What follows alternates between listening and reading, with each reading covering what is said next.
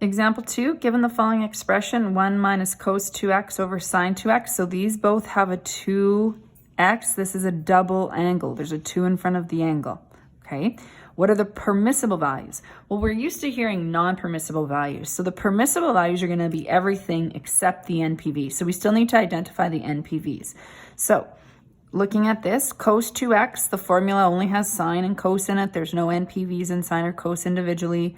Sine 2x, if you take a look at the formula for sine 2x, 2 sine alpha, cos alpha, same thing. There's no NPVs individually. However, sine 2x is in the denominator.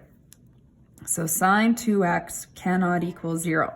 So I need to solve for that. Well, for me to do that, I need to replace sine 2x with the formula 2 sine x cos x. So I'm using x variable now.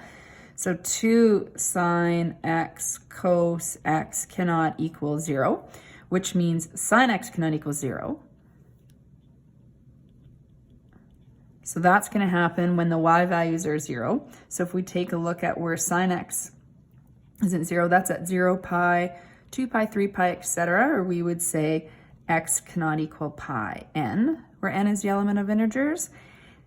Cos x can also not equal 0, so we're going to say cos x cannot equal 0. So when we look at our circle, that's the x value, so that's at pi by 2, 3 pi by 2, etc.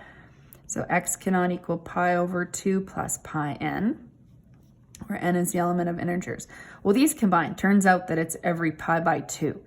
Okay, so really this means that x cannot equal pi by 2. So let's write it properly with our permissible values, since the question says that. So the permissible